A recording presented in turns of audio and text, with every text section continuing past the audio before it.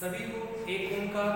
आज हम लोग 12th क्लास के पोएट्री का चैप्टर 1 पढ़ने जा रहे हैं। चैप्टर का नाम है sweetest love I do not गो। तो सबसे पहले मैं इस चैप्टर के हेडिंग को समझाता हूँ। स्वीटेस्ट लव, मेरी प्यारी महबूबा, I do not go, GOE go. Go यहाँ पर ओल्ड इंग्लिश से और हमारा मॉडर्न इंग्लिश में GOE का गो होता है और गो मतलब जाना होता है। तो आई डू नॉट गो, मैं नहीं जाता हूं। सबसे पहले हम लोग पढ़ेंगे अबाउट द पोएट के बारे में। तो कहता है John Donne was born on 22 January 1572 in London, England. कहता है जॉन डन का जन्म हुआ था 22 जनवरी 1572 को लंदन शहर में, जो पड़ता है इंग्लैंड में। जॉन डन का जन्म हुआ था रोमन कैथोलिक परिवार में। जिस समय जॉन डन का जन्म हुआ था उस समय पूरा इंग्लैंड जो था एंटी कैथोलिक था, यानी कैथोलिक धर्म का वो विरोध करता था। John Donne was metaphysical poet, कि John Donne was a metaphysical poet. Metaphysical का अर्थ होता है आध्यात्मिक, तो यहाँ हो गया मेटाफिजिकल पोएट, आध्यात्मिक कवि। आध्यात्मिक कहने का अर्थ यहाँ पर है प्यार, नेचर संबंधित भी हो सकता है। जॉन डन जब 4 साल के थे, जॉन डन जब 4 साल के थे तो उनके पिता जॉन की मृत्यु हो गई। हाँ, उनके पिता का नाम भी जॉन ही था। तो यानी 1576 में उनके पिता जॉन की क्या हो गई, मृत्यु हो गई। तब उनकी माता हेवुड ने दूसरे विधुर से शादी कर ली थी। यानी कि जॉन डन के पिता के मृत्यु के बाद जॉन डन की जो माँ है वो एक विधुर से शादी कर लेती है और अपनी सारी संपत्ति अपने बेटे जॉन, और जो एक बाल हुआ था जिसका नाम था हेनरी, को पूरा वो लोग दे देती है। और बाद में कुछ दिनों के बाद उनकी माता हेवुड की भी मृत्यु हो जाती है। जॉन डन जब 11 वर्ष के थे तब उन्होंने ऑक्सफोर्ड यूनिवर्सिटी में अपना नामांकन कराया। लेकिन हुआ क्या, कुछ दिनों के बाद उन्हें बिना डिग्री के ऑक्सफोर्ड यूनिवर्सिटी से निकाल दिया जाता है, क्योंकि ये रोमन कैथोलिक से थे। तो पर भी इन्होंने हार नहीं माना और कुछ दिनों के बाद इन्होंने यहाँ एक न्यू यूनिवर्सिटी जिसका नाम है द यूनिवर्सिटी ऑफ कैम्ब्रिज, वहां गए। लेकिन बाद में कुछ दिनों के बाद उन्हें वहां से भी निकाल दिया गया। उनके साथ 1593 ईस्वी में एक घटना हुई। घटना क्या हुई वो सुनिएगा। हेनरी जो उनके छोटे भाई थे उनको दोषी पाया गया।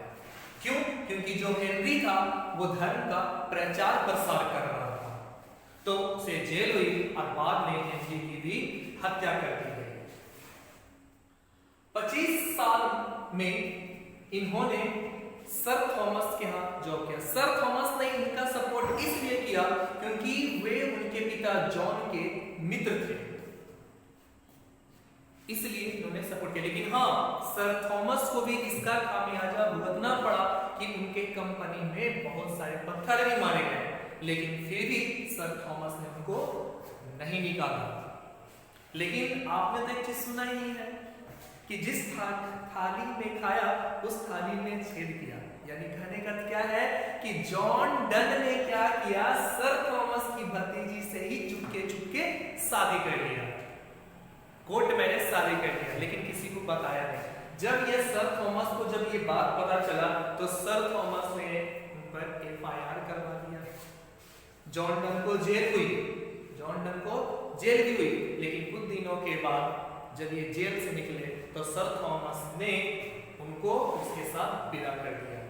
तो आप लोग जानना चाहते हैं कि आखिर उनकी पत्नी का नाम क्या था, तो चलिए सुनिएगा। उनकी पत्नी का नाम था एनी मोर। 1601 ईस्वी में इन्होंने शादी कर ली थी, कि 1601 ईस्वी में चुपके इन्होंने शादी कर लिया। आगे सुनिए क्या है। 1611 ईस्वी में sweetest love I do not गो लिखा गया, कि आखिर ये स्वीडिश लव आइडियल को लिखा कब गया? तो 1611 ईस्वी में, जब जॉन डन जर्मनी जा रहे थे। तो जब जॉन डन जर्मनी जा रहे थे तो एनी मोर ने कहा मुझे छोड़कर मत जाओ, क्योंकि एनी मोर को लग रहा था कि आखिर अगर तुम चले जाओगे तो मेरा कौन यहाँ देखने वाले, वो डरी हुई थी। तो इसने कहा कि मुझे छोड़कर मत जाओ। तब जाकर के जॉन डन ने कहा कि प्रिय प्रीतमा मैं नहीं जा रहा हूँ, प्रिय प्रीतमा मैं नहीं जा रहा हूँ, और यही दिलासा देते हुए इन्होंने एक पोएम का रूप दे दिया। 1617 में एनी मोर की मृत्यु होती है और 1631 ईस्वी में जॉन डन की मृत्यु हो जाती है। अब इसका थोड़ा सा मैं समरी हिंदी में बताता हूँ आपको।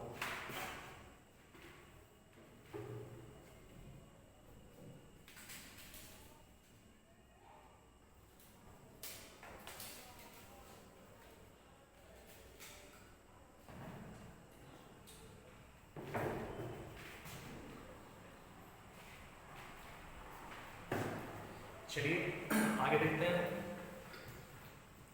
Sweetest love I do not गो एक बहुत ही अच्छी प्यारी कविता है, जिसे कवि जॉन डन द्वारा रचित किया गया, मैंने अभी बताया था। इस कविता में कवि जॉन डन ने बिल्कुल ही सुंदर तरीके से प्यार के एहसास का वर्णन किया है, कि कवि जॉन डन ने इस कविता को बहुत ही सुंदर तरीके से प्यार के एहसास का वर्णन किया है। जब दो प्रेमी एक दूसरे से अलग होते हैं, जब दो प्रेमी एक दूसरे से अलग होते हैं तो वे दोनों अपने पागलपन को दर्शाते हैं या दिखाते हैं।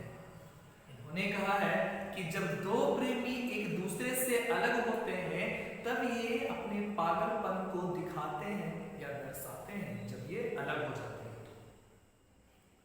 कवि की इच्छा अपनी प्रेमिका से दूर जाना इसलिए नहीं है कि वे अपनी प्रेमिका से उब गए हैं। कवि यहाँ अपनी प्रेमिका से दूर जाना चाहते हैं, इसलिए नहीं कि वे अपने प्रेमिका अपनी वाइफ एनीमोर से उब गए हैं या फिर उससे झूठा प्यार करते हैं। कहने का अर्थ है कवि दूर इसलिए नहीं जाना चाहते हैं कि अपनी प्रेमिका अपनी वाइफ एनीमोर से उब गए हैं या तो एनीमोर से वो झूठा प्यार करते हैं। कहता है वह अपनी प्रेमिका से इसलिए दूर होना चाहते हैं क्योंकि वे अच्छी तरह से यह जानते हैं कि मौत एक न एक दिन उन दोनों में से एक दूसरे को जुदा कर देगी। कहता है वे इसलिए वो उनसे दूर होना चाहते हैं क्योंकि वे अच्छी तरह से जानते हैं कि मौत उन्हें एक न एक दिन उन दोनों को जुदा कर देगी। कहता है तो जुदा करने के बाद बस ये देखना, ये अलग होके बस ये देखना चाहते हैं कि कैसा महसूस होता है दूर होकर के, कि वो अनुभव देखना चाहते हैं कि अकेले में अपने जीवन कैसे जीते हैं। कभी अपनी प्रेमिका को ये भी भरोसा दिलाते हैं कि वे जल्द ही वापस आएंगे। कभी जॉन डन एनीमोर को ये भरोसा दिलाते हैं कि वे जल्द ही वापस आ जाएंगे। कहते हैं कि जैसे सूर्य प्रतिदिन आता है, कि जॉन डन एनीमोर को ये दिलासा दिलाते हैं, नहीं बल्कि भरोसा दिलाते हैं कि वे जल्द ही वापस आ जाएंगे, जैसे सूर्य प्रतिदिन आता है। कवि अपनी प्रेमिका से यह वादा करते हैं कि उनकी जो वापस लौटने की गति है वो उस चमकते हुए सूर्य से भी तेज होगी। कवि वादा करते हैं एनीमोर से कि मैं जब वापस लौटूंगा तो उसकी गति इतनी तेज होगी कि उस सूर्य से जो सूर्य चमकता उससे भी तेज होगी। आखिरकार कवि इस बात पर जोर देते हैं, कवि किसी बात पर जोर दे रहे हैं, आइए सुनते हैं क्या। वे लोग जो एक दूसरे से सच्चा प्यार करते हैं ना, वे कभी एक दूसरे से जुदा नहीं होते हैं। बहुत अच्छी बात कहा इन्होंने कि जो एक दूसरे से सच्चा प्यार करते हैं वे कभी भी जुदा नहीं होते हैं। कि कवि यहाँ कह रहे हैं कि जो एक दूसरे से सच्चा प्यार करते हैं ना, वे कभी भी एक दूसरे से जुदा नहीं होते हैं और न ही कभी मरते हैं, न ही कभी वो मरते हैं। वो उनका प्यार कभी नहीं मरता है, बल्कि अंत में उनका मिलन स्वर्ग में होता है। यानी यहाँ इन्होंने कहा है कि जो एक दूसरे से सच्चा प्यार करते हैं वे कभी भी जुदा नहीं होते हैं, वे कभी भी नहीं मरते हैं, बल्कि उनका मिलन स्वर्ग में होता है। बहुत ही अच्छा स्टोरी है। अब इसका थोड़ा सा कुछ ऑब्जेक्टिव से वो मैं आपको बताता हूँ।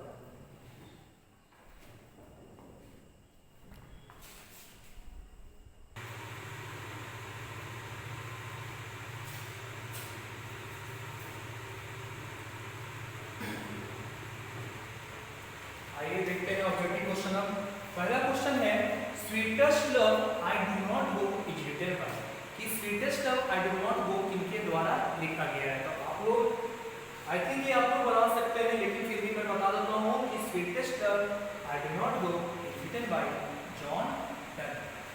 Question number 2, John Donne is a Khalistan poet. कैसे कवि थे? मैंने जो ग्रंथ बताया था, बोल दीजिएगा आप लोग। बिल्कुल सही है, मेटाफिजिकल। वियरनेस मींस कि वियरनेस का मतलब क्या होता है? तो सबसे पहले मैं आपको हिंट देता हूं, आप लोग बता सकते हैं।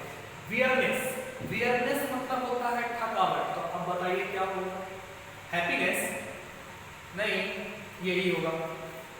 तो टायर्डनेस, बिल्कुल सही है, टायर्डनेस ही होगा कि tiredness. Question number 4, the modern English of the as.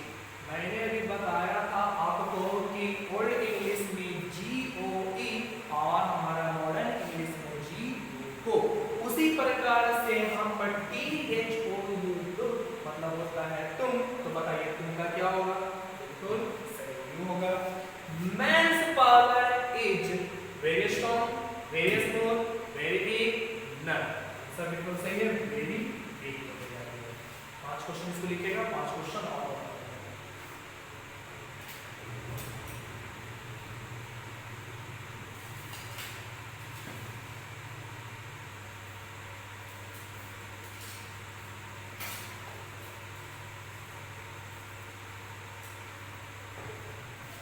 चलिए क्वेश्चन नंबर 6 देखते हैं। John Donne is well known for, कि जॉन डन जाने जाते हैं। तो जॉन डन जाने जाते हैं गाथा के लिए, यानी गाथा का मीनिंग होता है सोनेट। अब सोनेट कहते किसको है? तो सोनेट इज, तो 14 लाइन के पोएम को सोनेट कहते हैं। तो इसका ऑप्शन हो जाएगा 14 लाइन्स पोएम। 14 लाइन के पोएम को कहते हैं sonnet. John Donne was forced to leave, कि उन्हें जबरदस्ती छुड़वाया गया विदाउट ए डिग्री, कि बिना किसी डिग्री के, बिना किसी डिग्री के। कहता है बिकॉज ऑफ हिज विजन, इसलिए तो उनके धर्म के लिए। तो कहां से उनको निकाला गया था? बात Oxford University, Oxford University, degree university. कहां से निकाला गया था? ऑक्सफोर्ड यूनिवर्सिटी से। Donne was quickly sent to prison, है कहां भेजा गया? तो प्रिजन, जेल भेजा गया। इन पेट्रोनाइज, पेट्रन मतलब होता है कि जो आश्रय देते हैं, यानी हो गए सरफॉर्मर। तो पेट्रोनेस कि उन्हें जेल भेजा गया। किसके भेजा गया था? तो यहाँ राइटिंग पोएम लिखने के लिए नहीं, सेक्रेटली मैरिज, चुपके चुपके शादी, विजिटिंग अदर, यानी कहीं गए थे। तो इसका आंसर क्या होगा आपका? सेक्रेटली मैरिज, यानी चुपके चुपके नहीं क्या किया, शादी कर लिया था। John Donne is going to, जा रहे थे, कहां जा रहे थे? लिविंग इज बाय दैट, अपने वाइफ को छोड़ करके कहां जा रहे? जर्मनी जा रहे थे, डेनमार्क जा रहे थे, पोलैंड जा रहे थे। तो इसका आंसर क्या होगा? बिल्कुल सही बोला आपने, जर्मनी। तो इसको ध्यान से देख लेना है, याद कर लेना है। आगामी एग्जाम के लिए बहुत इंपॉर्टेंट कोई एक क्वेश्चन या 2 क्वेश्चन आ सकता है आपका। और ये वीडियो को आप उस जगह शेयर करें जो 12th क्लास के स्टूडेंट्स हैं जिनका एग्जाम होने वाला है, तो उसको आप ये सेंड कर सकते हैं। आप वीडियो को लाइक कर दें, चैनल को सब्सक्राइब कर दें। धन्यवाद।